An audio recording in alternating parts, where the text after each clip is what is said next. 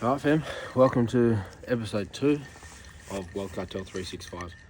Today we're going to go on money mindset, goals, and how to plan for your dream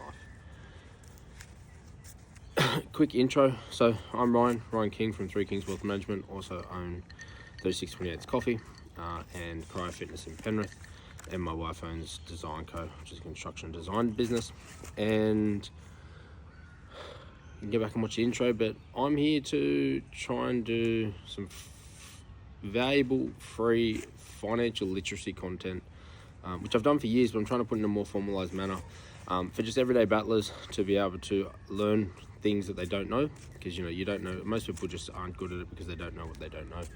So I'm trying to uncover that in an order that makes sense so that people can follow these simple step-by-step tips to get themselves into a better position of comfortability and prosperity long term. So that's what we are doing. I like to call my community beautiful psychopaths. The reason that is because I think the best minds are those who are a little bit tweaked, but have a good heart inside and want to do good ultimately. That's how I see myself. That's how I see my people. So hopefully if you're watching, you're one of those beautiful psychopaths. Good morning. So 3 Kings Wealth Management is my financial advice firm. We look after your mums and dads, everyday hustlers, everyday battlers that are doing well but feel like they could do better with what they have, and want to live a life that they can build wealth for the future and be comfortable, but also enjoy today, and then set up their children with a legacy, and then give back along the way. That's essentially the people we want. Now we have young 18, 19, 20-year-olds. We have some retirees or parents of our existing clients. But our target market is really in that, looking to buy a family home to build memories in, build a portfolio alongside that, have a family, and ultimately chase passion, not career. That's kind of like chase passion, not money. And that's what we kind of go with. But we have things that fall outside of that. As long as our clients align with our values, then that's who we really, really work with. We're sitting here today. Last week was at the beach. Today we're in my beautiful backyard in the bush. I live on the Central Coast, New South Wales, and we live on the back of a really, really, really nice bush. So I'm going to sit out there today. I've got cracker in the cup today from 3628. Excuse the notepad, but I want to stay on track because my mind is I got a lot going on up here, and I do tend to digress quite often. So we've got something to keep us on track. I guess, why should you listen to Wealth Cartel 365? Well, the thing is, I guess the way a lot of people think that money management comes down to getting the best returns possible. That's what they think money management is. Now, if you're watching this and you think that, you're not an idiot. It's normal. However, if I now say to you, that's probably the least thing it's about, and your ego tells you I'm wrong, then you are an idiot, because returns in your portfolio is the smallest piece to actual money management. It is something that is very important, but there's so much more outside of that people don't know about. Not just strategies, starting from money mindset all the way through to complex strategies, right? And if you don't start at the foundational point at the bottom, you might make really good money, but you'll never be truly happy. So you have to understand these starting pieces if you want to make money worthwhile. Money is not the goal. And if you think it is, you are also an idiot, okay? Money is the vehicle to your goals. There is no one on planet Earth that wakes up every day and says, I need to make money for the sake of make money. Now, I lie. There is a lot of people that say that, but they don't truly mean it. There is always a reason we want to make money, and those reasons are okay. What we're going to cover off on today, the episode is about money mindset and your goals. The idea here is to make sure that you understand before you start on, or before you reframe your money journey, your wealth journey, that you understand why you're doing it in the first place. Because no matter what you do, who you see, how you do it, there is always going to be hiccups in your financial journey. This is life. It is not linear, right? Things will go wrong.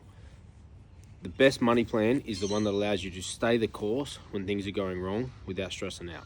And if you have a good why, like in a business plan, if you have a good why, that is going to make that easier. So today, the first topic we're going to cover off on is we're going to talk about money mindset. Now, the reason I start with this one is you can do this with $0, right? You don't have to have money to have a good money mindset. Now, a lot of people think money mindset is about is scarcity versus abundance mindset, and that is part of it, but that's not all it is. I think it's about manifestation. That's part of it, but it's not all it is. Money mindset is simply how you think and then execute your thoughts into your actions with money. Why you do it, how you do it, and how you perceive the information that comes across. Now, the way we start with this, why is this important? The reason this is super, super important is because you can have the best plan in the world, you can have the best strategy, the best product, but if you don't stick to it, it's never going to work. The person who saves $1,000 a month for 10 years is going to be ahead of the person who saves $10,000 a month for 3 months. I give this example to my clients all the time when I say, if you had the cure to cancer on paper, right? So you developed the cure to cancer, but you sold it to heart attack patients. What would it really be a cure? Because in theory it is, but it's not practically curing anything. No one's surviving from it, so therefore it's not really a cure, because all that matters is practicality. Half the strategy executed well will beat the perfect strategy not executed at all. And this is why it's important to understand, because adherence is the number one philosophy you need to stick to. You don't only need to create a plan that's good, you need to create a plan that you can stick to. And why I say that is a lot of advisors, a lot of professionals, a lot of people on social media will give you this advice where knuckle down, live on noodles, and invest everything. Now, you will be wealthier that way, but you won't be happier. And any good investment, if you hold it for long enough, will make you money. The problem that most people have, and why more people aren't wealthy, is it's not that the investment was bad, it was that they couldn't hold it for long enough to see the return. So it is important that with our journey, we set ourselves up for long-term continuity, right? Now, when we're starting with that, we got to actually go back, and we have to understand why we think the way we think and how that impacts our stuff. Now, the first thing I want to say is most people are sitting on the extremisms, right? Most people will sit on the path where they'll say they think money is the be-all and end-all, or they'll have the opposite and they'll say, no, I don't care about money. Money means nothing. They're both just as bad as each other. They're both wrong, okay? You will never know how little money means until you have it all, but you'll also never know how much it means until you have none. Money has a very, very valuable purpose in our life. It's one of the main commodities that we need to be able to do things and live a life. There's no amount that is correct. The amount that you need to chase is the amount that allows you to live the exact life that you want to live. And where people go wrong there is we tend to think, oh, we got some Aussies, we tend to think that we all want more. We all want this lavish lifestyle. But this is why you see a lot of famous actors, musicians, they think that too when they get there, and it's not what it's all been banged up to be. So the first part, the reason we talk about money mindset is the hardest conversation, the two hardest things in money to do is, one is to start, and two is to have the hard thought process of sitting down of what you really want. And then setting a plan that allows you to try and fail until you actually figure out what it is you want. I've seen too many people waste their life making money and then at the end go, shit, I should have done more things. I've seen too many people waste their life doing too many things and then thinking, shit, I should have focused more on money. And all that tells us is there needs to be a balance, right? You need to be balanced. And what that balance is for you is different to what it is to the person standing next to you. So by starting with money mindset and then goal planning, we're allowing ourselves to at least give ourselves a correct track to run on that puts us in the direction we need to go. It's not going to be perfect. This isn't a set and forget. This is simply getting the wheels turning so that we can then adjust as we need to go moving forward. So when we're looking back at money mindset, one of the biggest influences we have financially is our parents. Realistically, everyone always says to me, Ryan, we should be taught more about this in school. And I do agree, theoretically. But I don't know if practically it would make any difference, because I struggle there are adults that struggle to learn about superannuation and taxes now when it's really important. I don't really see your 14, 15-year-old selves. So there'll be a percentage of people that do. There already are now. There's a lot of kids that do really that pick it up and understand. But the 14 and 15-year-olds trying to teach them about superannuation, taxes, investments, It's not feasible. But there is something that we can do. There is the one thing that's missing. Everyone thinks it's about investments and taxes and this kind of stuff. But there is one missing part in everyone's financial plan that I see that is the biggest game changer overall. It is money mindset, but it is more specifically consciousness. Okay? The thing missing from everyone's financial plan is a conscious approach. Is simply doing the things that bring value to you now and in the future and cutting out the shit that doesn't. That's all it is. There is no such thing as a good and bad expense generically, okay, or a good or bad strategy generically. And I'll give you this example. So growing up in the West, in Mount Druitt, and in the army, this was very common too. I saw a lot of blokes, especially out West, who, as an adult, they would go to work every day as a tradie, come home, buy a case of piss every night, drink it, go to bed, wake up, go to work, and repeat that process. They had nothing to their name. They lived week to week. And you would look at that and you'd say, oh my God, they're terrible financial habits. However, some of those people were some of the most genuinely happy people I've ever met.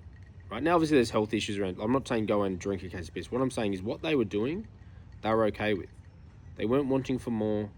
They were actually enjoying their life. I'm sure they're, with health benefits and a bit of a tweak there, we could make them enjoy their life more. But I mean, the level of happiness they had, comparative to when I started doing financial advice in the city in a big firm and dealing with multimillionaires, there's the people there that had Vaucluse house, the Ferrari, the early retirement on track and all this stuff, and they were generally miserable. And you would look at them and say, wow, your financial habits are really good. But if this tradie over here had bad financial habits but was happier than the person over here who had good financial habits, is that really good and bad? Because at the end of the day, money is one of our vehicles towards living a fulfilling and happy life. And if you have all the money in the world and you're unhappy, then it's useless. So this is what I say.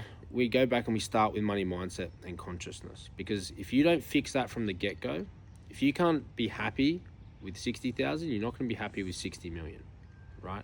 And I know you think you will, but you won't. You've got to address it here. You've got to address it now and understand what are the things that make you happy when you're broke, so then you can enhance those things when you're wealthy. That then brings me to my next point, which goes against the tradie stuff. When we talk about wealth, our definition of wealth is very, very simple. We call it the triangle of wealth. And that triangle of wealth is where wealth sits in the middle as the perfect crossover.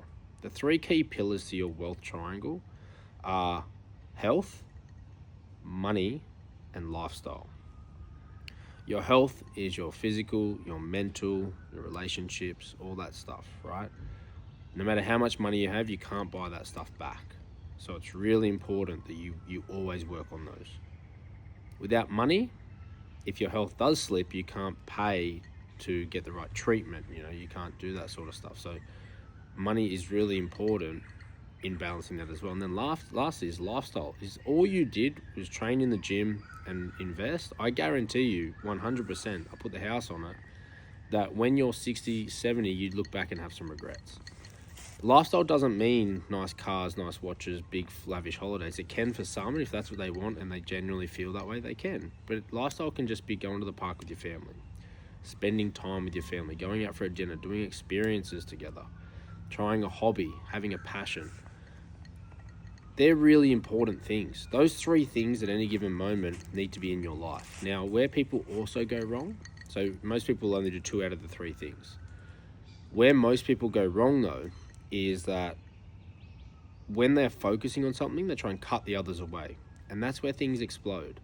Now, the opposed to that is people think they need balance. So they've always got 1 foot in each. You've only got 2 feet. So something's always going to lack, right? You don't need to have the balance of 33, 33, 33 for each one of these. To have the perfect balance, it means that at any given point in your life, you need to understand where the focus needs to be. And that means in that time, you might have 60% somewhere and 20% in the other 2. But you understand for how long you need to do that. And then once that period's over, you reshuffle and you redistribute your balance across to the other things that you can now enjoy. That's what consciousness is about. That's what money mindset is about. That's what understanding a true wealth plan is about. It's about where you shift your balance at any given time to achieve the outcome that's going to help you with your overall happiness. Now, sometimes you will need to be very deep on the money side, which means your lifestyle and your health might take a hit. But what's important is you understand what period of sustainability you can do that for, and you only work it to that point. You also need to make sure that you don't cut those out completely. So, you might have periods, say, with health, where you are extremely nutritious, you are training all the time, really recovery and all that stuff. But you're in a cruisy stage of business and, you're not going on holidays and all that stuff. But then you might say, oh shit, I need to dive in for the next 6 months for the business. So you just train 3 to 4 times a week. You eat good, but you might miss a couple of things. And that balance might fall down a bit because you're shifting some of that exposure into the wealth or the money realm. And that might mean your lifestyle's falling off. Then you finish that, you hit the targets you want to hit for business or for income or whatever. And then what you do is you might shift some of that over into lifestyle. So you go on holiday, you might go on holidays for a couple of weeks, a month. And so your health's you're not going to be dieting as much as you're going to enjoy yourself, might have a drink here or there, and you're going to spend money. So that shifts. So you can understand at any given point in your time in this wealth triangle, how we shift. But what we can't do is eliminate the other two that we're not using. You always have to do a little bit of it to keep it going and to make sure your mental health stays good and your fulfillment is there. Because if you cut them out completely, something will implode. So that's what we start with the wealth triangle. But then we want to look back what I was saying before about the only place we've ever learned about money. And the only place we've ever learned about money is from our parents. The household we were raised, whether that's your parents or not, or the household we were raised. Now, when you get married, when you start a relationship with someone and you start talking about money, you'll notice that your parents aren't the same as theirs. Meaning that they learnt different things. And then if we break that down, those parents learnt from different things and da-da-da-da-da. And unfortunately, with the financial literacy state of Australia at the moment, past generations don't have great track record of their, not of their fault, right? Don't have great track record of their money intelligence. Even the ones that were wealthy, they usually did it the wrong way. And there's confirmation bias there that, they did that. And you dive deeper into that, they actually didn't live a life. They sacrificed everything to have this now. And people say, but look at them now, they're happy. It's like, that's good. I'm glad, I'm proud of them. I'm happy for them. But what if they didn't make it there? What if some health scare or something happened and they didn't make it? Would that have all been worth it? And this is why you see so many people so many times have a health scare and then shift their whole life up. Let's try not to have a health scare before we have to actually do what's important to us. Let's try and use other people's hindsight as our foresight and actually move forward with a life that we're happy with and is fulfilling, in whatever definition and capacity that means for you. So I like to look back when I speak with people about their parents, and I like to say, right, let's talk about your parents a little bit. And I ask them, the first thing I ask my clients all the time is, what does money mean to you? And that gives me a really good insight. Some people will say it means freedom. Some people say it means choice. Some people say it's safety, security, whatever it is, right? And I think that's an important thing to do for yourself, to understand what does money mean to you and whether you align with that or not. And if it doesn't align with what you want it to be, then you need to shift what you're learning, how you're carrying on, to adjust that to what you want it to be. There's no right or wrong answer there, right? Realistically, as a generic thing, money is the vehicle to freedom. But the definition of freedom is what that is for you, okay? If you put money on a pedestal of it allows you to have everything or whatever like that, then it takes the power away from you, gives it to the money, and that becomes toxic. So you need to make sure that when you're looking at this question, is generically money should be the vehicle towards freedom. You go, so what does the definition of freedom look like for me? And then that's what money's going to help me do. Then I ask them, what's your first memory of money? I like to figure out when they started actually thinking about money. And this changes. I have people at 2, 3 talking about tooth fairies. I have people at 7 talking about Dolomite accounts. And I have people at saying that I'm not talking to 7-year-olds, I mean when they were that age. And then I'm talking to people who say when they were 15, 16 in their first job. It changes, but it's important to understand, where did you really start thinking about money? Where was that first memory that you have, so you can track back to where it all started. Then I ask them what their parents' relationship was like with money. And the most common response I get is, one was very risk averse, saving, tight, and the other one a bit more lavish, drink, party, invest, risky. And usually those two people find each other when they get married. And this is why households struggle with money conversations so much, because we're polarizing. And the only way that we get ahead is because the other person balances us out, but we never have that communication or that connection to talk about it properly, and that's why they fall apart. Money is the number one driver to all divorces. So communicating and understanding that the way you think comes from your background doesn't make it right. Same as them. You think differently. Understanding how you each think about money can really put you in a position to understand each other communication-wise much better. You can then learn how to express your values and your beliefs without judgment. And you can then also learn how to listen to your partner's values and beliefs without judgment. And that's really important. When your partner says, this is important to me, it is not your place to say, well, you're wrong because I don't value that, right? This is classic politics in Australia. The left saying the same shit as the right with different content and telling each other they're wrong, and they're offended because they don't believe each other. It's literally the same conversation backwards. And this happens with people on a smaller basis with their money. It's like, well, I value going and getting my nails done. That's a waste of money because I don't value it. Of course, you don't want to get your nails done. That's fine. Doesn't mean it's not valuable to your partner. Then you might say, well, I value playing golf. Well, that's a waste of money. I don't like golf, so that's stupid. Yeah, okay, you don't like golf. We're different people. That's fine. But if it makes me happy and I value it, then you've got to accept that. You've got to understand it. You don't need to agree with it. And we don't need to agree to be together. It's understanding that makes a marriage. So having that communication piece and understanding, okay, well, I think that way because so my parents were, and being able to identify how your parents were with money so you can take the good and leave the bad. So then I ask my clients off the back of that, how do you feel that shaped you with money?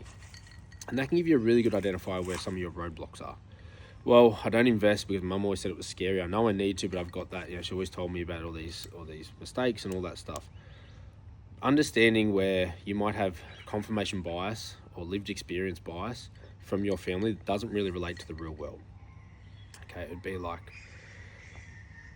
like somebody going to a certain country, a family member going to a certain country and getting stabbed in that country. And then you never go back to that country in case you get stabbed, even though they're the only person that ever been stabbed in that country as a tourist ever, for example, right? Like, because it's so close to home, you feel like it's a likely chance, but in the real statistics of the world, it's unlikely. But then it stops you from going this place you've wanted to go forever, simply because someone you knew something bad happened to. You know, you might, another example is shark attacks. Very rare, obviously on the rise lately, probably due to media coverage, but shark attacks. You hear on the news, you think, oh, wow, that's scary. But if your brother got attacked and killed by a shark, you would feel like it was more likely to happen to you because it was that 1 degree of separation, not the millions of people. But it actually doesn't mean that you're more statistically likely to get eaten by a shark.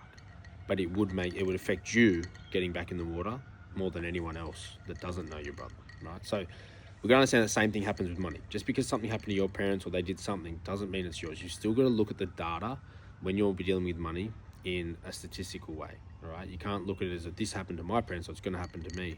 My parents bought a property and it sunk, so I can't buy property because property sucks. Well, then why is there so many people making money with property? My parents, my parents bought these shares and those shares suck, so shares suck. Well, why is there so many people that make wealth with shares, right? You've got to dial that back and understand that is the way you think real, or is it because of some cognitive bias you have from the way you were raised? Okay, and understanding that before making a decision is what's really, really important. The last question I then ask them on that piece is I then say, okay, what are you scared of or afraid of when it comes to money? Some people say not having enough. Some people say running out. Some people saying wasting it. Some people saying not using the time. And if you can understand that and put a big circle around that, say, well, that's what I'm scared of. First thing you do is what are the steps I can put in place to minimize that outcome? Then we start there. Once you do that, you can then do like a money mindset analysis of yourself. So I have 6 questions that I like to do with clients for money mindset. And that first question is, on a scale of 1 to 10, 1 being shit house, 10 being perfect, how do you feel like you manage your money? How do you feel like you manage your money right now? Scale of 1 to 10. And it's really good to do this if you have a partner, really good to do this with your partner to see how misaligned you are. A lot of couples want to be like, oh, we're a 2. The other's like, no, we're an 8. Well, there, you can highlight right there that that's not actually a money management issue. That's a communication issue. Why do you think you're doing so well and why do you think you're doing so poor? You're probably both wrong. You're probably somewhere in the middle. So let's actually figure out why that is, because one of you might be a pessimist, one of you might be an optimist, whatever it is, but let's look at reality. Then we go to wealth creation. You know, what on a scale of 1 to 10, how do you feel like your wealth creation is? And that's, so money management is, you know, how do you actually manage your money from day to day? How do you spend it? How do you earn it? and how do you plan for things that are going to happen. Wealth creation is how do you make more? How do you build that future nest egg? How do you build your empire, etc., etc. Then we have your foundation, peace of mind. So how do you feel your peace of mind is on how you're tracking to live the life you want to live on a scale of 1 to 10? Then foundations. How do you think your foundations and financial security are on a scale of 1 to 10? And then the last one is, the two last ones is purpose. How do you feel like the purpose you give your money? So are you just spending because you have to, you think it is, or do you actually have purpose behind every dollar you earn, every dollar you spend, and you feel good about that, and it adds towards your life, doesn't take away? And then lastly, the legacy. Do you want to leave a legacy, and how do you feel you're on track towards that right now from a scale of 1 to 10? It's a really quick snapshot on how you can actually give a quick analysis between you and your partner if you have one, to see where the differentiation is and where the conversation points need to be. And also give you where you should focus your energy first. So wherever there's a really low score, just say, okay, well, that's bad because your money mindset in that area is holding you back. So how can you address that? What do you need to do to fix that? And the first thing you should be doing is fixing your wealth management. Then after you fix your wealth management, you should be putting your foundations in place. Once you do those two things, your peace of mind is automatically going to go up. Okay, so those two things should be addressed first if they're low. Then you start giving your money a bit more purpose off the back of that, right? Which will then help you build a legacy. And then once you understand that picture, then you can move over to what's the best wealth creation strategy. There's no point starting a wealth creation strategy if you don't understand what the purpose is. I lie. You should start a wealth creation. Starting is better than doing nothing, but there's no point diving into one head first if you don't understand the purpose. Purpose is going to make a whole lot of difference to your wealth creation strategy than just starting. But starting is better than doing nothing. All right, so then we go through that chart.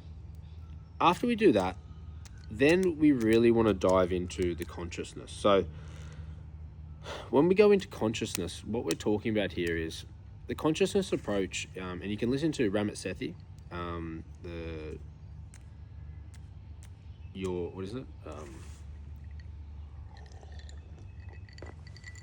Rich Life or whatever it is. Ramit Sethi is really, we have a very similar mindset to money. Different in an executional point of view, probably cultural based, but he has a really good frame of mind around the consciousness. And I've been driving this for many, many years, where consciousness is very simply, if it adds value to your life and you love it, go all in. If it doesn't, go all out. So many people will live this life where they really want something, and that something is deemed expensive. Let's say it's $1,000. I don't know what it is, could be anything. $1,000. They go, well, that's too expensive. So instead of getting that, they'll go and buy 10 things worth $100 that they don't actually care for because it seems like more value. Now, from a dollar cost ratio, yeah, sure, that you got 10 things for the price of one. But if those 10 things didn't add up to the same fulfillment that one thing gave you, then you just wasted $1,000.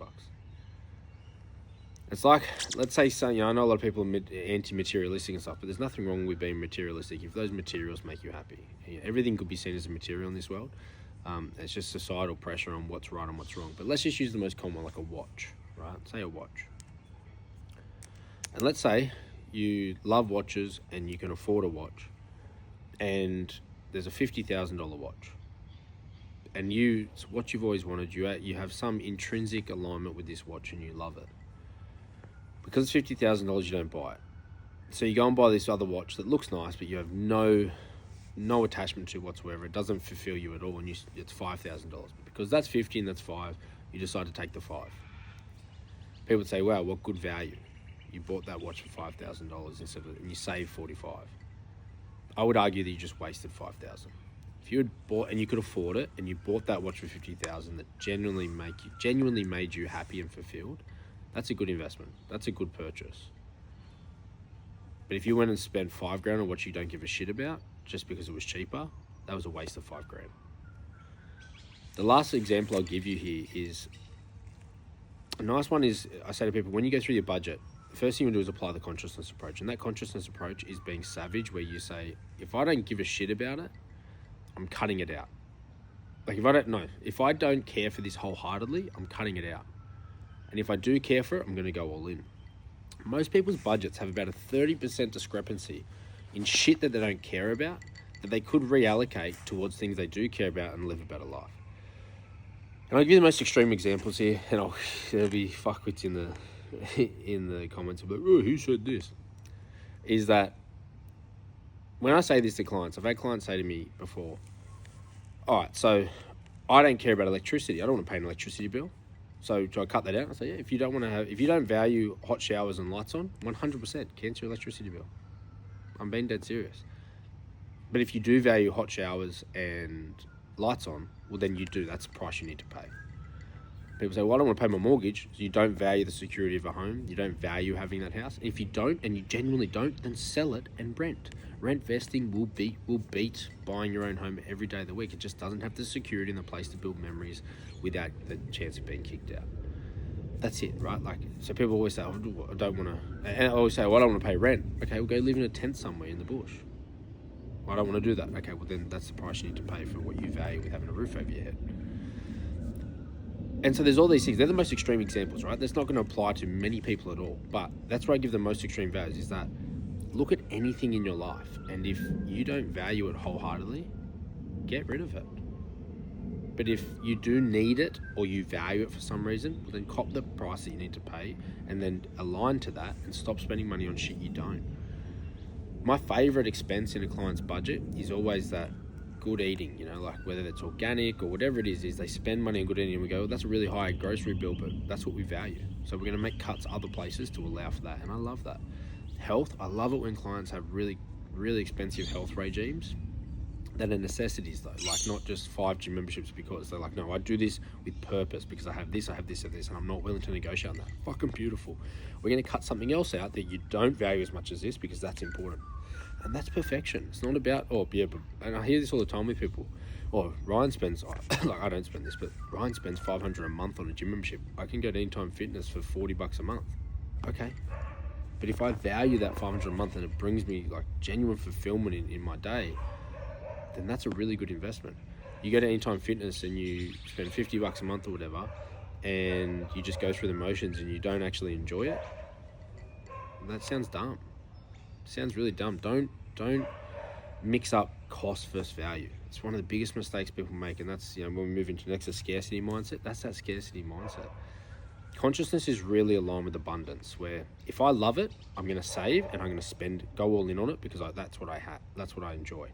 If I don't care about it, I'm going to cut it out. Saying no is part of abundance as well. Saying no so you can have something more of something that you like.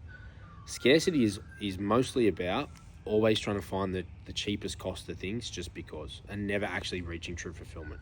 Thinking that if I save $1, that's going to make me happy, even though it never has, and you keep repeating that process. That's the big thing with scarcity. When we're applying this consciousness approach,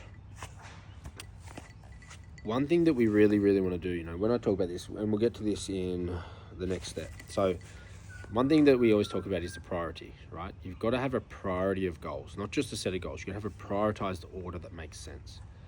And that's when most people go wrong. And what I mean by that is you might have someone, I see this all the time, you might have someone who in their priorities goals, they want a nice car, they want to travel, they want to go out and eat a lot, right? And so what they're doing is they've bought a nice car, they're going out eating and partying, but they can't afford to travel. And then every year, when their friends are going to Europe and doing whatever, they're like, oh, fuck, I wish I could travel. It's like, well, you could have, but you chose to buy that car and to go out and party every weekend. And that's okay, but don't do that and then later on say, oh, I wish I didn't. That's consciousness in a nutshell. The reason we do a prioritization document is very simply to say, okay, what are all the things that I want to do? And in what order do I want to choose them, so that you never make the mistake of choosing something over the thing that you want most. And so what that would look like is potentially this person say, well, actually, I like going out, eating and partying, but I don't want to do that every weekend if it means I can't go to Europe next year. So you say, okay, well, what's the minimum amount that would get you by and feel comfortable? Okay, well, I could go out for dinner once a week and party once a month. Okay, cool. We put that in the budget. Then the next step would be, we'll go on holidays. Okay, well, your dream trip to Europe is $25,000 a year, but if you do that $25,000 a year, you'll never get that nice car. Okay, well, well, the nice car is important to me, but I want to travel before that. So let's put 10K a year towards the traveling, and then the surplus above that will start saving towards the new car. And so now you're addressing these things in order priority so you can have enough of each to make you fulfilled and still tick off those goals. And that's where people really go wrong, is they just go all in on one thing and it's out of order. Go and buy the car because it's there. Oh, fuck, now I can't travel for the next 5 years. Shit, I can't afford it. And then that wasn't worth it. That was a terrible, terrible expense. But let's say flip on the flip side with the consciousness mindset. Let's say you went, I actually don't enjoy traveling. I've done a lot of travel. I really want a nice car. Sweet. You don't travel for the next 5 years. You buy this nice car and you put that travel budget into the car. Beautiful. And that car fulfills you. You drive it every day and you feel great. Perfect choice. The worst choice is to sit there and go, oh no, car's a bad decision because social media says it is. It's nothing is a good or bad decision as long as you can align it to yourself and genuinely feel fulfilled and truthful about it. That's what consciousness is about. So that covered off on consciousness and scarcity and abundance. I guess just a little piece on scarcity and abundance mindset.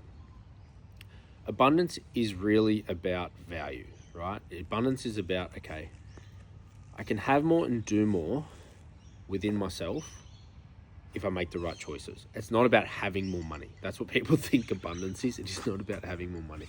It's about I can have more and do more within myself if I make the right choices. Scarcity is not about having nothing. It's about always focusing on cost only and not value, right?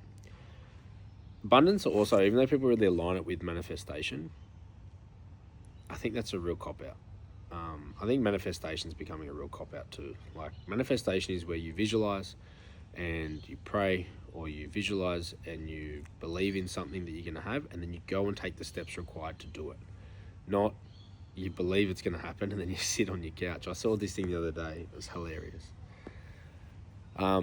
This couple, and one partner in the couple put up a post saying something like, I manifested this house, I manifested this car, all this stuff, and look, it all come. This is why manifestation is important. The other partner in the couple was like, oh yeah, my 60-hour weeks didn't do shit. Thank God she manifested. And that's the truth, right? Like, that's what it really comes down to. You, but that's a really good example where we take the piss out of that. But if that partner who earned the money wasn't manifesting, that's that you're a unity, right? So that is the balance. But if you just do one and not the other, it's not going to work. So scarcity and abundance and manifestation, all that stuff, is about making the right choices so that you can do and have more within yourself, within value. And scarcity is about just chasing cost over value, and you're never going to get ahead with cost over value. Not a chance, right? You may have more money, but you're going to lose time and you're going to be unfulfilled and miserable. You've got to focus on value. And value, and people always like, especially in my industry, people like value, and always align it to bigger things. You know, you spend more, it's value. No, you like value goes the other way too. Like let's flip that watch thing on its head, and let's say you've got the money, like you're wealthy and you can afford a Rolex. You can afford $100,000 Rolex, but that $100,000 Rolex does not in any way, shape, manner, or form make you feel any different. It doesn't do anything. It's just an ego piece, just a statement, anything like that. But it doesn't actually make you feel any better. Whereas $1,000 watch made you feel the exact same way, and you liked it, right? You liked them equally. You like the look of them out. Take your ego away. You like them equally, and they did the exact same thing. If that person, because they could afford the Rolex, went and bought that $100,000 Rolex, that's not value. That's a waste. The value is that $1,000 thing can give you 100 times return compared to that $100,000 thing with the exact same result. And it would be like saying you could go and buy Facebook now at whatever the cost of Facebook is. Let's say Amazon before it did its price, but let's say you could buy Amazon now at $1,000 a stock. If somebody came to you and said you can buy it at $100 a stock for the exact same company, which one would you choose? Of course you choose the 100. And that's what we've got to do with our expenses and our lifestyle purchase and that kind of stuff. The last thing I'll give you on this before we go through what is enough.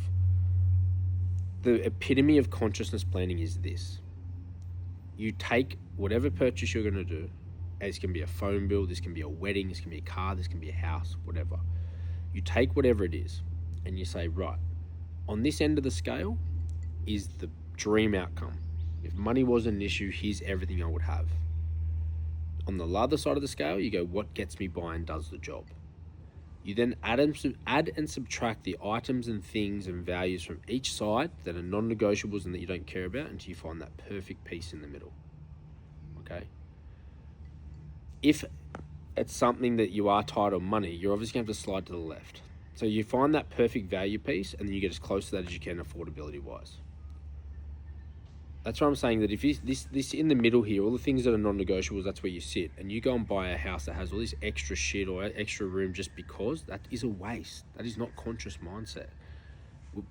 Warren Buffett is the greatest example of this. His car, his house, they are what do him well. So he can give back more and be more philanthropic. Like, it's a great example of this conscious mindset. Everyone thinks it's just because he's rich. No, he's rich because of his mindset. And his mindset's not because he's rich. And I think that's the biggest thing. A lot of you think, when I get money, I'll fix up here. And what you don't realize is you need to fix up here to get that money. And that's where you need to start. That's why we start here. Okay, so moving on to the next piece. So the next piece is, what is enough? And this builds on from the consciousness, right? Like, what is enough? Now, I'll start on the generic terms, right? Generically speaking, a lot of people come to me.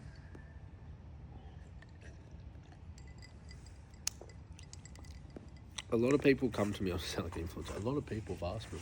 They do. I generally get a lot of people coming to me about this stuff. It's my job.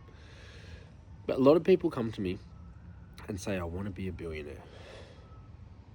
Yawn. I want to be a billionaire. I say, why?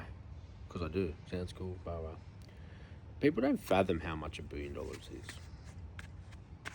It's so much fucking money, man. And when I sit down with them, I actually go through their goals, and I'll show you how to do that in the next step. So I go through their goals, and in their goals, I talk about all the things they want to do. And I'll give you an example, right? And everyone watching here, you can tell me, I guarantee that none of you need more than this in your dream life. And I say, right, what if I give you the $20 million mansion? I give you a new Rolls Royce every 3 years. You can spend $100,000 a year on holidays, and you can have $600K a year in income for whatever else you want, right? So would you need more than that? No, that's more than anyone needs. To do that, you need a maximum of 100 million. 100 million will do all of that today. And I say that to people, when they say I want to be a billionaire, I say, so what are you going to do with the other 900 mil? Oh, I don't know. Just like the number. 100 million is a lot of fucking money. You're now telling me you want 10 times that amount. And the reason people say they want to be a billionaire is because it's such a big number. We're not afraid. You don't get worried about not achieving it. Because if you don't become a billionaire, you get looked at to say, this was hard, don't worry. But when I say, and there's not that many billionaires in the world comparatively, but when I say your dreams only cost 100 million, even though that's a lot of fucking money, there's a lot of people with $100 million in the world. And so now it's achievable, more achievable. And now it's on you to fuck that up. And that's why. It's not because 100 million isn't enough, it's because it's achievable. Now forget those stupid analysis, right? Let's talk about our clients. The everyday punter who just wants to live a good life and spend it with their family.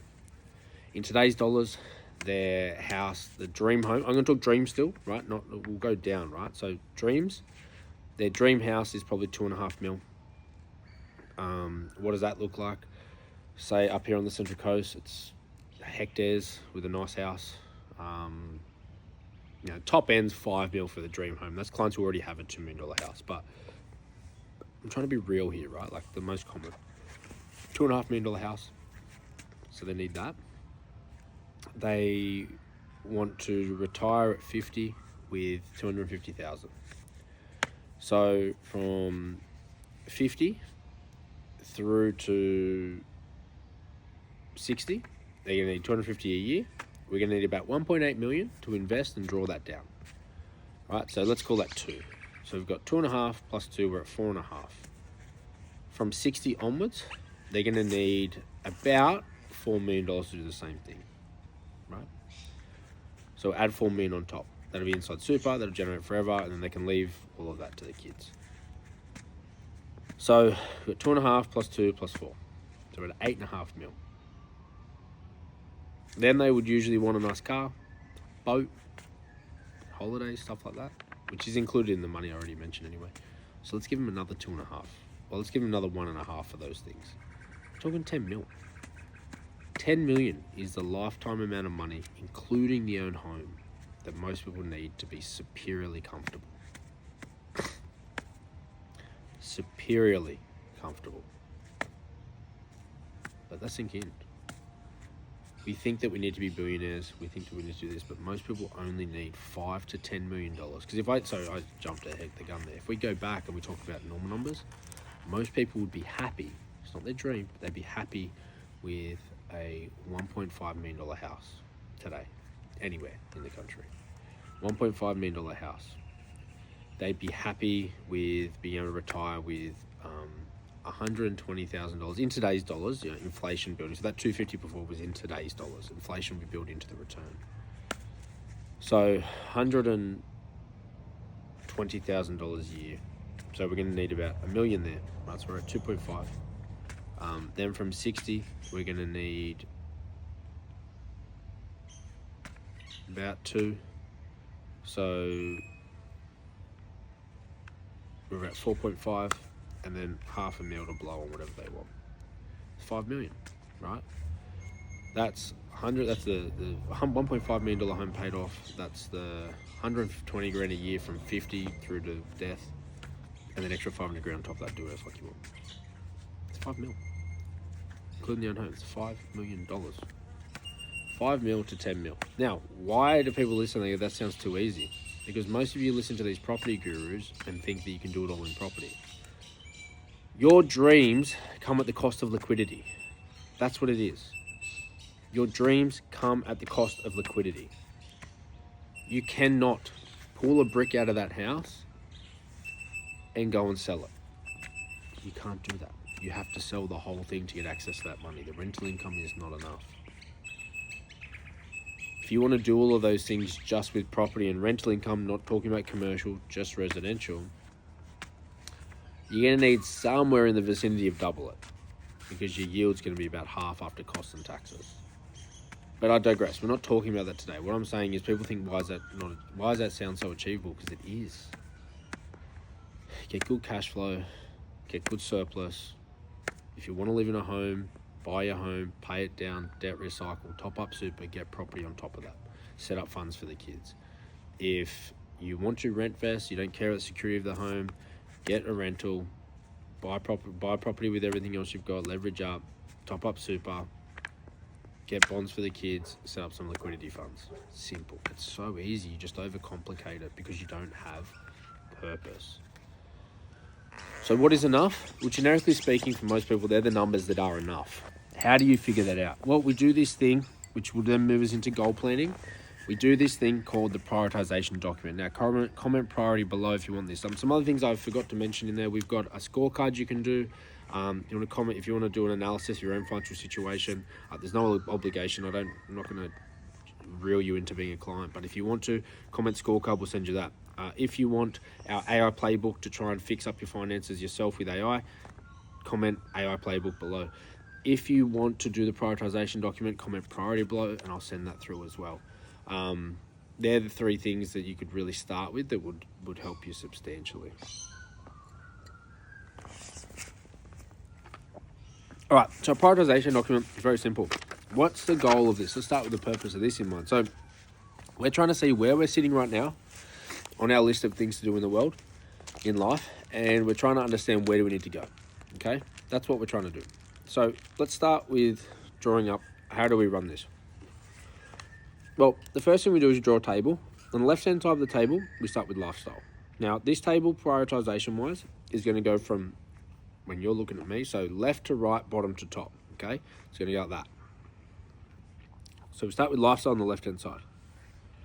Then we talk about money, and this will relate to our financial freedom. Then we talk about housing, because at the end of the day, everyone needs two things in life. They need money to live on and a roof over their head. Then we talk about family. And then we talk about business, education, other passions, etc. Right? Now, people look at me and they say, why? People look at me and they say, why is that in that order? Now, this doesn't necessarily mean this is what's most important in life. This is a money roadmap. So it's about where should you direct your money. It doesn't necessarily mean what is the most important in your life. It does correlate to that a little bit, but it's about where to direct your money to live the life you want to live. The reason lifestyle is first. Fuck, this is good coffee. Cracker 3628. Sample pack with free delivery. Out now. So, the reason lifestyle's first, even though what all the social media gurus tell you is if you live on noodles and invest the rest or pay down your mortgage, 20 years you'll be fucking whatever. If you had $5 left to your name every week, right? And God forbid you're in that situation, but if you did, even though social media will tell you invest that $5 a week and in 50 years you'll have 50 grand, let's play that scenario out. In 50 years, you've lived a miserable life. You haven't done anything because you've only ever had $5 a week. And in 50 years, you have 50 grand left. 50 grand there. It's not going to do much. But there's not much you can spend, especially in 50 years. There's not so much you can spend 50 grand on that's going to change your life. It'll be one good trip, one good holiday. So you're miserable your whole life. God forbid you don't make it there just to have this one good holiday in your life. I think that's crazy. I think that's fucking crazy because you can live a good life with $0, right? Like as in zero spare dollars, because look at around. Like we're blessed. Like you can live a good life every day that's better than a lot of people's dream. Just by being here, just by walking on the beach, just by going and walking in the bush, just by breathing this air. Like I think it's really backwards that people think we should really cut ourselves off and hope for one day in the future we can be okay. I think it's important that we plan for tomorrow, but I also think it's just as important that we live today. So why I put lifestyle first is from a psychological point of view. I feel like you are a much higher chance of bad mental health, not sticking to the plan for that 50 years, investing that $5 than you are if you took that $5 each week and let's say you went and sat down somewhere and you had a coffee. I think you can still get coffee in front of $5. I was going to say a beer, but I don't condone that. And I don't think you can get a beer in front of $5. So you took that $5 and you just went and had a coffee or a tea somewhere. You sat down at a cafe with your thoughts and you just enjoyed for half an hour that $5 coffee once a week. That is going to bring you a level of happiness that is at least going to let you remind yourself that things aren't that bad. That moment of cup of joy, right? And whether it's a soup or a fucking whatever it is, right? That $5 you spend it on and you sit there and you have that. It's going to give you a moment to go, it's not that bad. And that moment is going to allow you to be more likely to push on for one more week. That moment is more likely to allow you to be in the headspace that you can look at opportunities, that you can push on for one more week to get that opportunity that opens the door, right? And to my business owners, you get this because for 5-10 years of your startup, there are many times where you only have $5 a week. You only have $5 a week and you don't know what your next step is and you want to quit and you want to shut it all down and you want to go back to employment. But you find something like this coffee, metaphorically speaking, and you sit there and it just reminds you that I can do it. I can do one more week. And you repeat that process enough times and eventually it's going to be your last week where you only have $5 left in the bank. Eventually it's going to be the last week where you have to think like that. And it's all due to being able to put yourself in the position to keep your mind going so that you crack the big time. And that's what I believe that $5 a week, that's why I believe lifestyle should be the first thing. Now, what that doesn't mean is you got $500 a week, don't go and spend $500 a week on coffee. This is how we talk about balance, right? Where's that first thing go? So what we do in this first column, right? And then the next column we've got is money, because unfortunately, if you don't fix that after that lifestyle point, then nothing else, none of your other objectives are going to work. So we focus on financial, then we focus on housing. because at some point everyone's going to need a roof over their head. Unfortunately, it's third right on the list, and people go, Australians think property is number one. But I just said it's one of the most two important things. But the reason it's third is because so many people in Australia, that's all they do, and they live a 30-year jail cycle of their mortgage. All they can afford to do is pay their mortgage, and then when they retire, they have to sell their house to downsize to have some money, and then they're still living in a jail of just surviving. It's not the answer, okay? It's very important, but it's not the most important. Then family. Now, family should be number one priority, Reece, but for money, what I'm saying is you can enjoy, as long as you're putting a roof over their head and food on the table, you can enjoy family. Family is its enjoyment within itself. What we're talking about here is how you want to build on top of that. So schooling, funds for the kids, supporting them, extracurricular activities, all those things. So they're extras, but family should be number one. You can live a really good life if all you do is put a roof over your head, food on the table, and you just enjoy being with your family. Then business and passions. Now, again, they are arguably up the top, but the reason I've got this is where we direct money, right? You should be in the lifestyle category. Without money, you should be doing your passions and things you enjoy. Where what we're doing is after we've ticked those foundational boxes, we're then funneling money there to turn our passion into a business or educate ourselves further or anything like that, right? That's how we tick that box. So you can see I've drawn this little chart. I hope you can see that. And we've got lifestyle, money, housing, family, business, and education and passions. We've broken up into three categories. Top category is going to be, and this is opposite to how I do it online because it just presents better, but here you can do, so number one is going to be non-negotiables. So where we start, where we are right now, this is like our needs. Number two is going to be our ideals. So, okay, if we do a bit better than what we're doing now, how we want to look. And then number three is our dreams. Now, I break this up into 5 or 6 categories with my clients, but I'm just doing a simplified version for you today. So we think about it in that order. So it's needs. So this is the minimum I need to at least live a life I was proud of.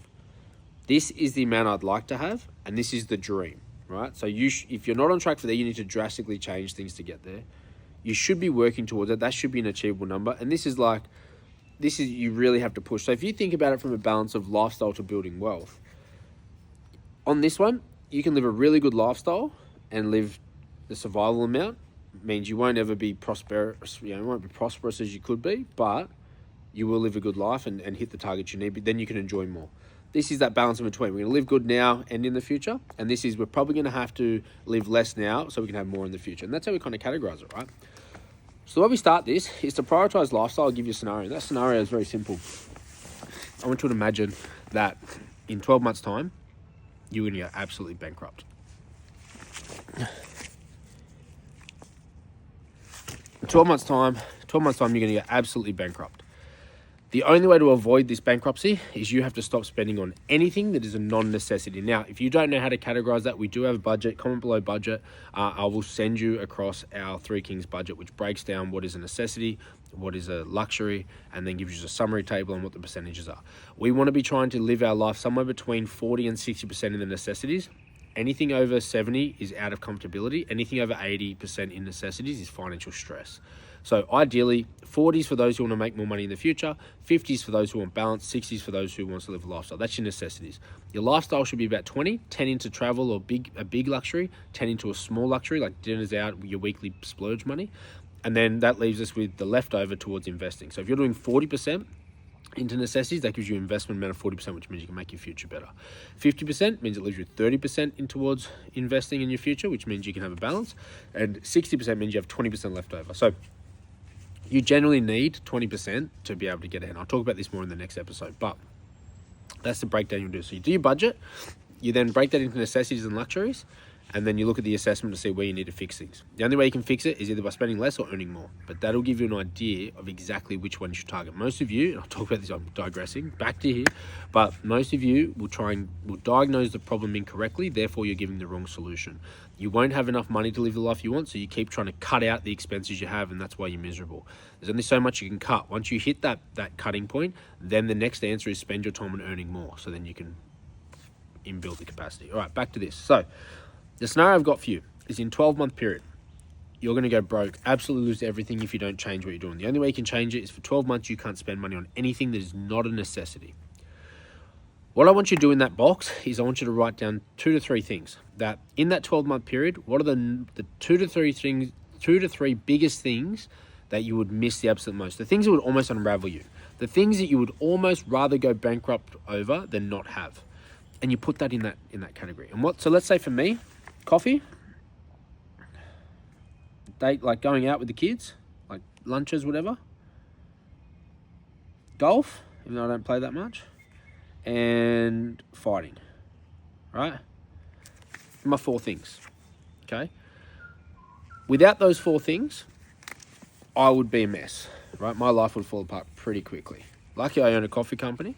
Shout out 3628. So I don't really pay for that. But going out with the kids, and I mean, I don't need to spend a lot, but going out and getting ice cream, just being able to go out with them, having a lunch or breakfast or whatever. Golf, I don't play golf much anymore, but I love it when I want to play. And fighting, I do that multiple times a week. I need to for my mental health. I'd also put my wife's in here as well, so that we're on the same page. So what that then tells me is I say, okay, if I had to knuckle down, and I just did this for the last 12 months, by the way. We didn't travel, we didn't do anything. We really cut our expenses back to see what our life, go back to basics, and we did this for 12 months. And this is how I know this, because all I did was coffee, hang out with my family and kids, played a little bit of golf, and I fought fighting and training, right? I did those 4 things, and my life was brilliant. It was brilliant. So I know in 12-month periods, I don't need any more than that to be okay and build the bank up, right? I don't need that.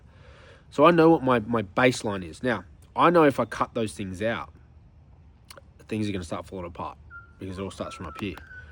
So I know they're important. So what these now become is non-negotiables. They now get built into my necessities. They get built into my necessities knowing that, okay, these are things that I need to have every week and I'm happy with that.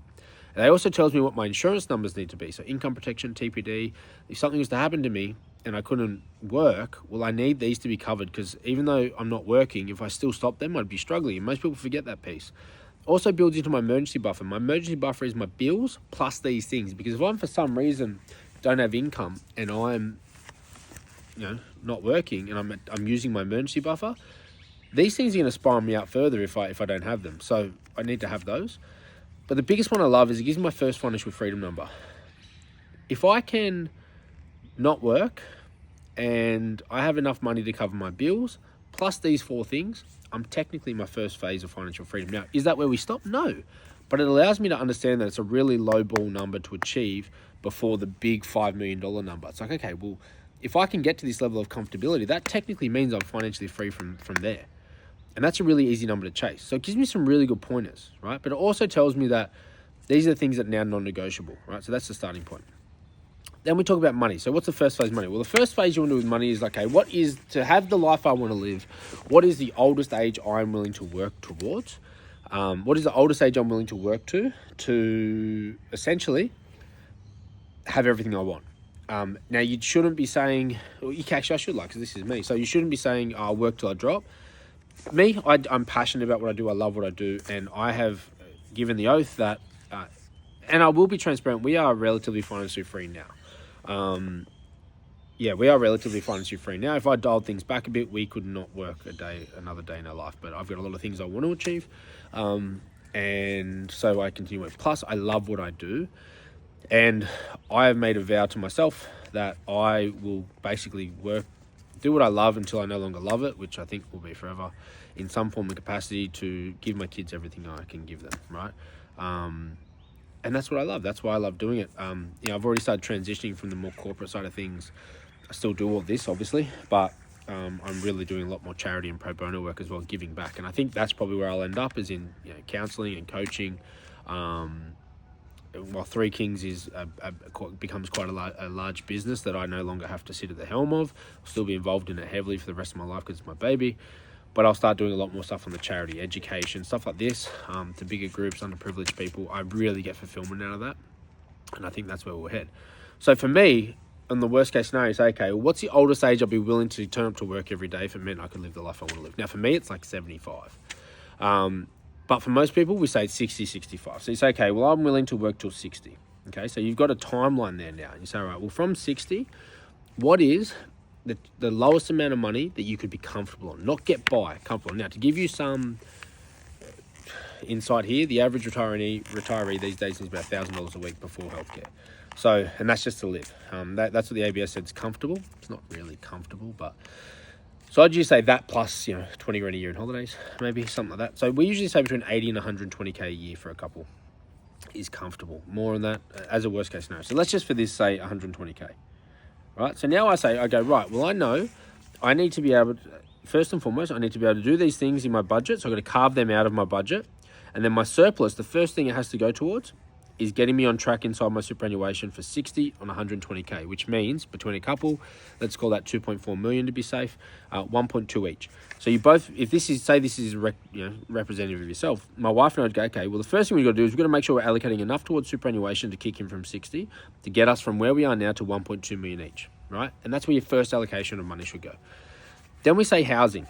Okay, well, what's when we do housing, we say, what's the worst case scenario house that isn't your dream, but you'd be happy to live in it? So it's the cheapest version of the house that you'd be happy in for the rest of your life. That's all you could afford. From a purchasing point of view, not from a rental point of view. So we say, okay, well, the worst case scenario housing for us would be something worth, for me, where we are, probably this one here. No, it's a bit big. Say about 1.2 million on the beach, like near the beach, sorry, right? Now, I know that sounds like people go, oh, you could live in less. Yeah, I could, but that's what would make me happy. Even an apartment overlooking the beach at 1.2, right? So I know that. So now I go, okay, cool. I've got three non-necessities, right? This is where we're starting. So I know I need this, and I need this, and this. Then we go family. Okay, what's a non-negotiable? For me, putting funds away for my kids is a non-negotiable. And being able to do extracurricular plus holidays, non-negotiable, right? So now we've got the non-negotiables for lifestyle, money, housing, family, right? So what this is telling us is at any given point, we pay our bills, we allocate, and then we have surplus. So our bills, we push our bills aside. Okay, that's all our bills. Where do we direct the surplus? Well, the first thing I've got to do is I've got to allow for these things plus whatever my wife's things are here, right? That's the first thing I've got to allocate to. Then the next lot of money that's surplus has to go towards that. And then once I've done enough for that, this doesn't mean get to 60 on 120K. It means be on track, right? So once I'm on track for that, then the next thing I should do is be going towards the housing. And we'll talk about that in a second. And once I've allocated enough for that, then we say, right, then the next thing I need to do is put money aside for the kids. Okay, now some of you might switch these around, and that's fully okay. Put money aside for the kids and have a kids fund, which we've got, and then we'll go into the business side. Now let's come back to the housing for a second. Why is the housing important? This tells you two things. It tells you, if that's the worst case scenario, then if you can't afford that, it doesn't make a lot of sense for you to go and buy a house that is less than that, pay stamp duty, transaction cost, to then have to sell it later to upgrade. It tells you that if you can't afford your worst case scenario house now, then you're probably better investing, right? However, if you can't afford it, the worst case scenario house, and you still want to build memories in a place, then sure, get a smaller place that you can pay off or whatever. But what this also tells us is it gives us our housing investment plan.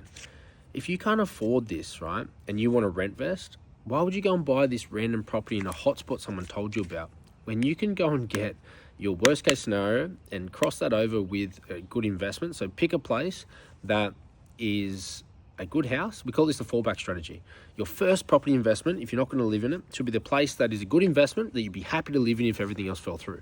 Completely reduces and removes the risk of the property investing, right? So a good investment that also doubles up as the worst case scenario place that you can live. That's perfect.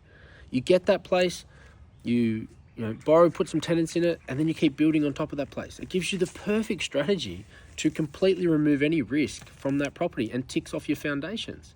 Allows you to leverage harder off the back of that because now you've got somewhere that you can always fall back to. It's crazy that people's first investment is somewhere in a mining town or in fucking Townsville or something, unless you want to be there, but like just some bumfuck place that you have no idea, and you're trusting some random dude on social media who's been in real estate since breakfast to tell you that this is the next hotspot. And what if it's not? It might be, but what if it's not? If you don't have a fallback place, that's the first investment you should make. It makes so much sense. Anyway, so then we go into family. So we're allocating money as per this, right? Then we say business and passion. So I say, okay, after that, I need to, so for me, the next thing we've merged with the charity, scale extra advisors, launch harder coaching, right? Boom, easy. So now, the biggest problem people have is analysis paralysis. We sit here and we go, fuck, I've got all these goals in my head, I don't know what to do. You do this chart. From the get-go, you go, right, I don't know what to do. Where am I? And you tick off the boxes that you're already on track for. The moment you miss a tick, let's focus on that next. So all it does is give you purposeful laser focus on what's next. Now, I'm just conscious of time here. So then what you do is you go into the ideal and the dream. Now, let's just run through these quickly. So lifestyle next might be for ideal. Right, well, I want to travel 20K per annum, and then I want a nice car. Right, they're my two ideals. Money, I want 55, 120K per annum. Great. Then housing, yeah, ideal, somewhere in the 1.5. And you write down more about what it is. Family, after that, I want to give them a house deposit, right? So that might be education, want to give them a house deposit. And then business, I want to step away and do seminars full-time, maybe, I don't know, make it up, right? So then this is where we are. Once we've ticked all that, we move on to allocating money there. Then the next one, we say, right, lifestyle. So after that, I want a holiday home. I want the 2.5 million acreage. And then I want age 50, 250K, that's my dream. Then I want the $2.5 million acreage. And then for family, I want to build them a house on the acreage. And then for business,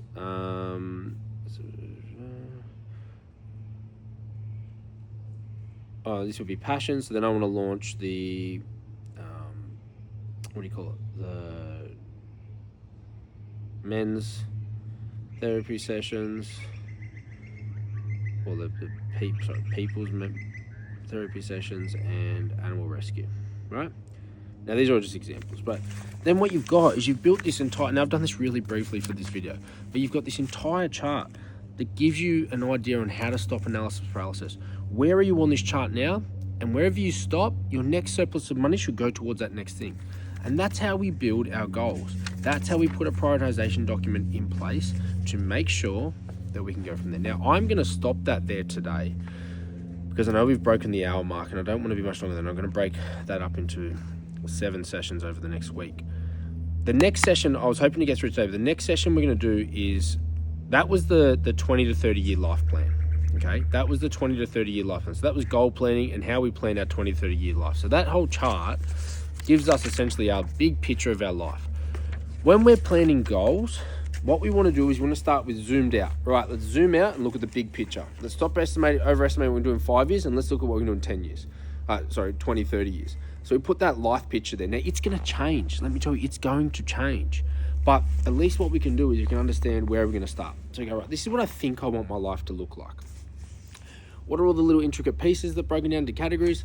Where do I start first? I don't know. You do that chart, you go, okay, I'm just going to start there. Now, it might change, but at least you've got the ball rolling in a direction that's roughly where you want to go. Hormozy talks about all the time, it's about directionism, right? It's about directionalism. I don't know. It's about aiming in the direction you want to go and just firing off arrows towards that direction. You might start, adjusting as you get feedback from where you're shooting, but it's about starting to go in the direction you want, at least trying a direction. And so that lets you get there. Once you're at that 20 to 30 year plan, then you can scale back and go, okay, well, that's what the 20 to 30s look like. What do I need to do for the next 5 to 10, right? And you break that back. Once you get the 5 to 10, then you go break that down into what does the next 3 to 5 look like? And so you know that this is where you're heading, but most people will start here and try and build out. And what does that look like? Go the other way, reverse engineer the process. Where do I want to end up from a worst case to a dream? And then with the capacity I've got, what do I need to do in the next 5 to 10? What do I need to do in the 3 to 5? And then what should the next 1 to 3 year look like? You really shouldn't be doing confident plans out past the 1 to 3 and 3 to 5 years. That's where I'd really do some set in stone stuff, right? Whatever I do now is I'm going to commit to for the next 1 to 3, 3 to 5. I'm not going to commit to anything from 5 to 10, 20 to 30. But there's utter commitment, right? Utter commitment in the 1 to 3 and a little bit more liquidity in the 3 to 5 just in case. But the 1 to 3, I'm utterly committed to. I'm not going to change the path 1 to 3. Then once you do the 1 to 3, you can then break down those goals into, okay, well, if in the next 1 to 3 years, I need to be here. So what that looks like is here I am now. What is my pay cycles, right? So my next what is my review cycle? So are you going to review this annually, annually, biannually, or quarterly? Now, I like to do mine quarterly. Some of our clients do biannually. But you go, okay, well, if this is where I need to be in 1 to 3 years, that means in the next 3 to 6 months, here's where I am, here's where I need to be. And so you know what that very short period needs to be. Then what you can do is break that down to your pay cycles. So once this is where I need to be in 3 to 6 months, I get paid weekly. That means to get there in 3 to 6 months, I need to compound each week this. That means I need to earn this much. I'm allowed to spend this much on my necessities, which gives me this much towards my luxuries. And I need to put this much against my mortgage, my investment, my super, my kids' funds, etc. Once you break that prioritization, once you do that prioritization document, you can break that down, do your budget, do your account structure, we'll talk about next episode, do your budget, do your account structure, and then that account structure, where your budget tells you where your money's gone, your account structure can now tell your money where to go each pay cycle. So you can break it down into very simply, here's how much I earn, here's how much I'm allowed to spend, here's how much I need to put towards my future, and then the prioritization document tell you what those future ones should be right now. All right, that's it for today. Thank you for listening to the Wealth Cartel 365 episode 2, money mindset and goal planning. I've got all those resources we talked about. Comment below anything that you want to grab. I'm really enjoying this. I'll break these down over the week into short snippets for YouTube Shorts, TikTok, Instagram, and Facebook. If there's any topics you want to learn about, please let me know. The next one we've got is cash flow. So cash flow and money management, the cornerstone to all future wealth. We have our Wealth Cartel course, which is online at Thinkific. There's some links in the Instagram. You can go there. We have AI Playbook, which is free. Our online course, which is cheap. Our financial coaching, which is a little bit more expensive than our full financial advice at Three Kings Wealth Management, which is the most expensive for the most outcome. You are more than welcome to reach out to any of those you want, but that is not the purpose here. The purpose here is to get some tips out of this. So I'd love to see what you implement off the back of today.